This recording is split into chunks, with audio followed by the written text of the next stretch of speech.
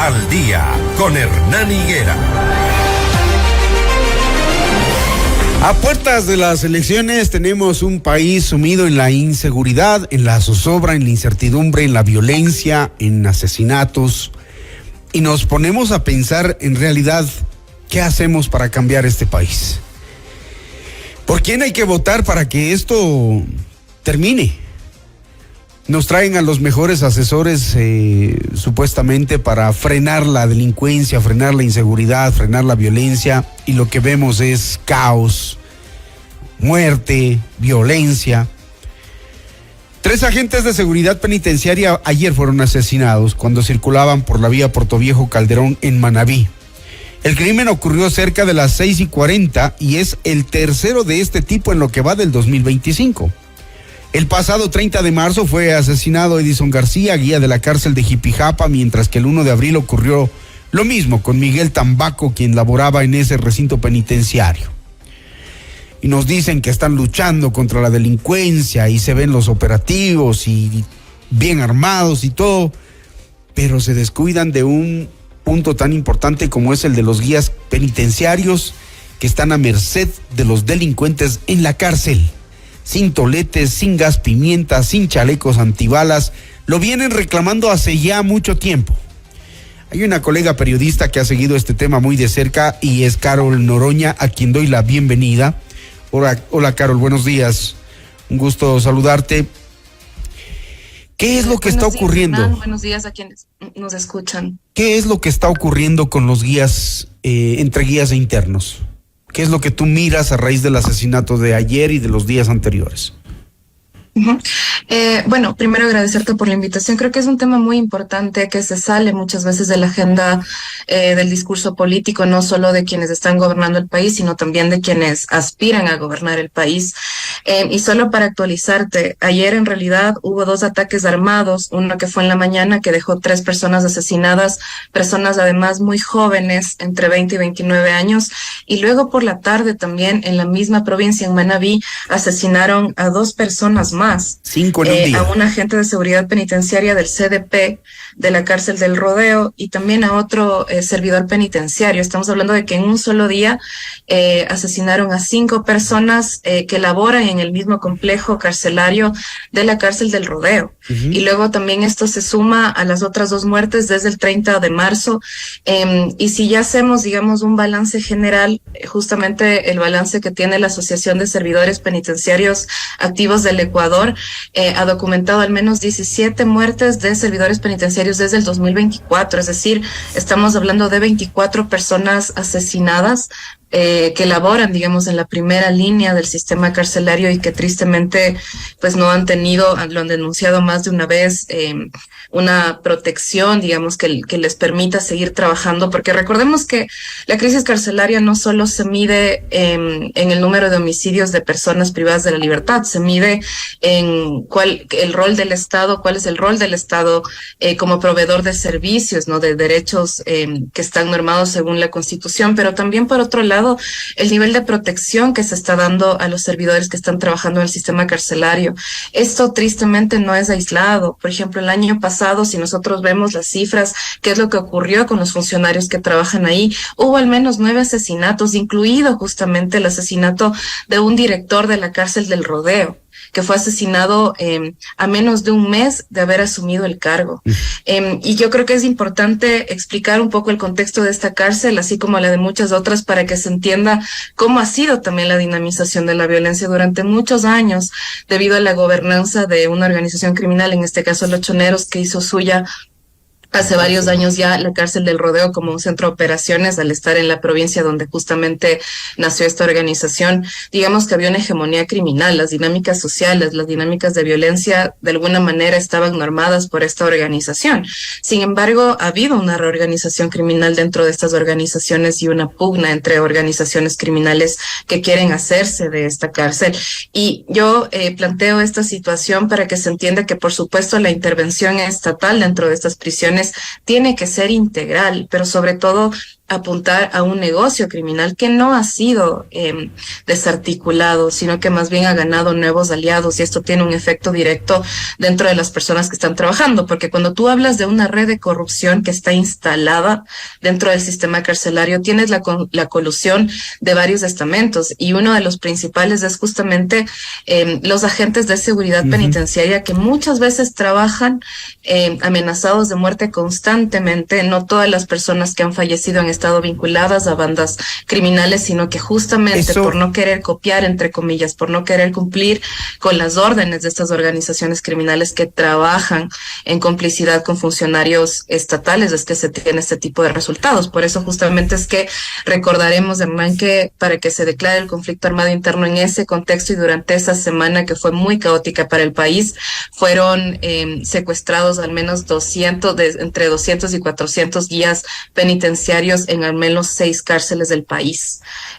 Muchos de ellos, por ejemplo, tienen que ir a declarar a la Fiscalía Ecuatoriana a raíz de estos eventos, y algo que han denunciado también es la falta de asistencia psicológica, y eso se extiende también a los otros funcionarios. Muchos directores de las prisiones e incluso militares que están dentro de la prisión están trabajando con amenazas de muerte. Algunos son apartados y trasladados a otras cárceles, y también, por supuesto, la gran parte de la población penitenciaria sigue sometida no solo a las organizaciones criminales, sino también a las denuncias de tortura, sendas tortura de denuncias que están en la Fiscalía Ecuatoriana, perpetradas presuntamente Carol, por miembros de las Fuerzas Armadas, ¿no? Ayer dice el ministro que las cárceles están controladas, dice el ministro del Interior, y lo que tú nos cuentas es, digamos, el otro lado de esa dura realidad y triste realidad. Conversando ayer con guías penitenciarios, con los que siempre estamos hablando cuando suceden estas cosas o cuando nos alertan de que hay amenazas, de que va a pasar algo.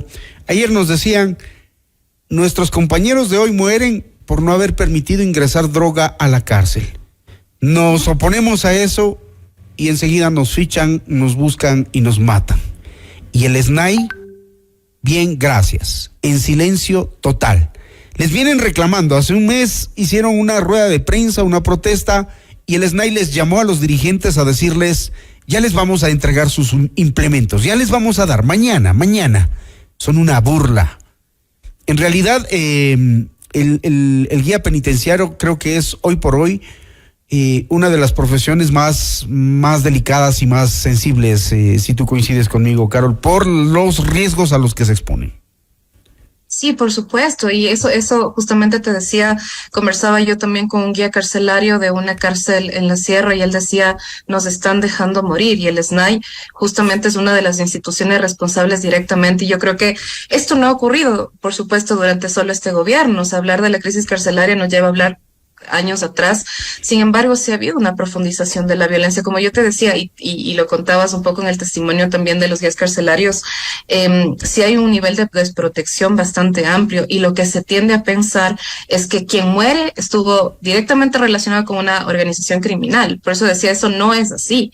Muchas veces son personas que se están negando a copiarles a las organizaciones criminales. Hablo en estos términos porque bajo esos términos es que existe una coacción permanente. Y tristemente no es algo a lo que se esté girando el rostro. Y yo creo que sí es algo que debe preocupar muchísimo, porque son finalmente, incluso bajo régimen militar desde el conflicto armado interno, los guías carcelarios, por supuesto, se les quitaron varias competencias que luego asumieron también las Fuerzas Armadas. Sin embargo, son personas que conocen a fondo el sistema carcelario, que han denunciado un estado de desatención, no desde el 2025, sino más o menos desde el 2021, siendo también un sistema carcelario donde siempre han existido, digamos, los asentamientos criminales, pero que luego ya con la profundización de estas estructuras delincuenciales, por supuesto que hay mecanismos de cooptación de personas, y ellos, por supuesto, sí que son uno de los grupos más apetecidos y más direccionados. Claro, porque tienen las llaves de las celdas, ¿no? Recordemos también que hay una organización criminal que fue liderada por alguien que incluso quiso ser parte de la unidad de élite de los servidores penitenciarios, que se llama GEA, estoy hablando de Alas Willy. Nunca llegó a hacerlo, pero en una de sus pretensiones estuvo serlo también por la competencia que tenía esta unidad de élite. Sin embargo, eso no ocurrió. frente a la realidad de otras personas, ¿no? Que están intentando navegar en medio de un sistema carcelario que está muy viciado. Y en medio de eso también decir que el SNAI no ha tenido cambios sustanciales, ¿no? Hay muchos funcionarios que incluso han tenido que exiliarse. El año pasado, junto con la organización Inside Crime, hicimos una investigación bastante amplia que duró varios meses. Entrevistamos al menos 110 fuentes que trabajaron en varias administraciones, tanto cuando existía la Dirección Nacional de Rehabilitación hasta los funcionarios que están trabajando actualmente dentro del sistema carcelario. Y algo que ellos decían también es, por supuesto, las agresiones a los trabajadores del sistema carcelario están vinculados a la falta de una intervención dentro del negocio criminal. Tú tienes tan asentada y tan inquistada Carol, y tan consolidado un negocio criminal. Déjame preguntarte. Sí. Ellos no caen por accidentes, caen por abandono, dicen los dirigentes de los guías penitenciarios.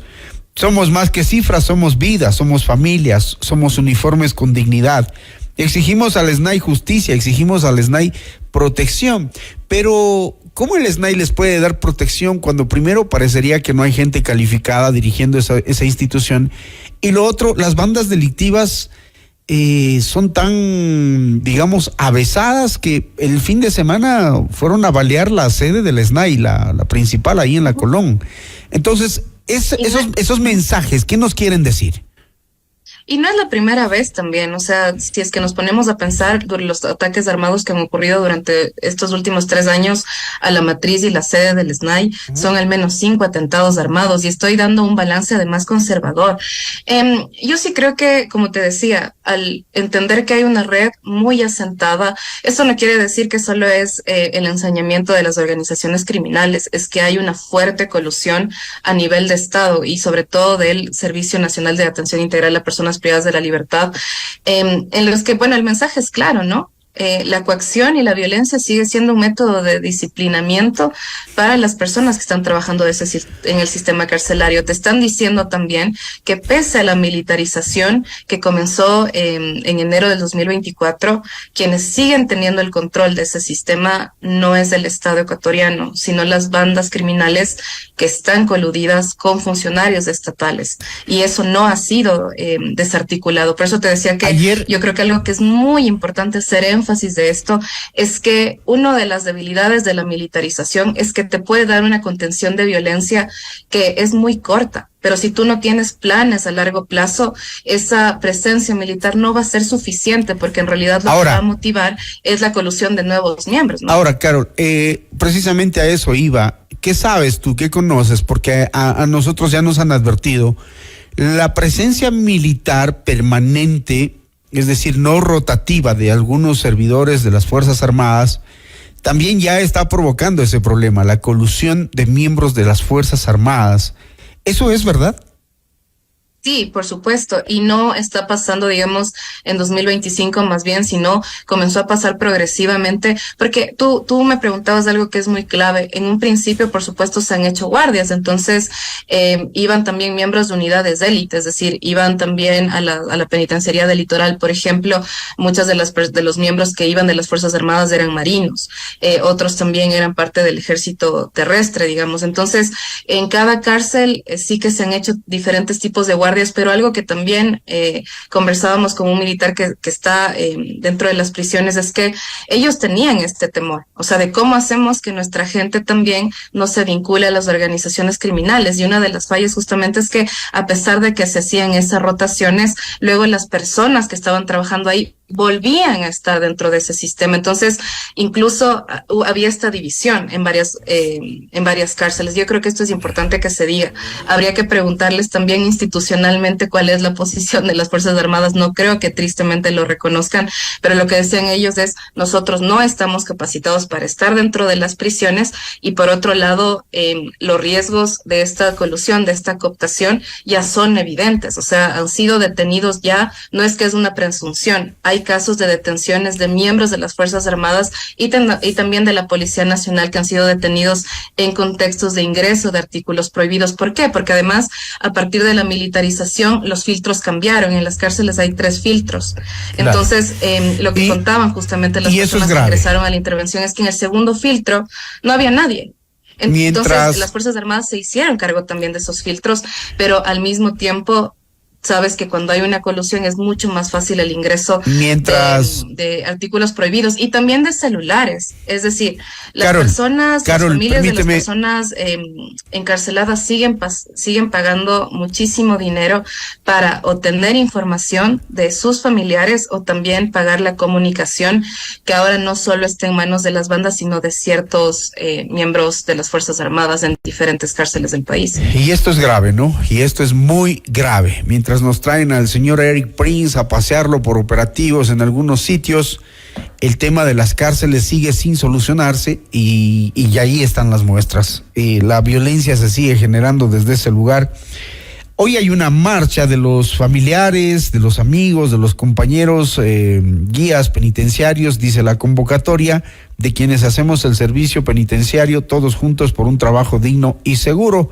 En la Plaza Grande a las 9 de la mañana van a levantar la voz. Gracias a Carol Noroña, periodista que ha seguido este tema de la situación carcelaria y nos ha estado contando lo que ocurre con los guías y los internos, además, lamentablemente, con algunos miembros de la policía y Fuerzas Armadas.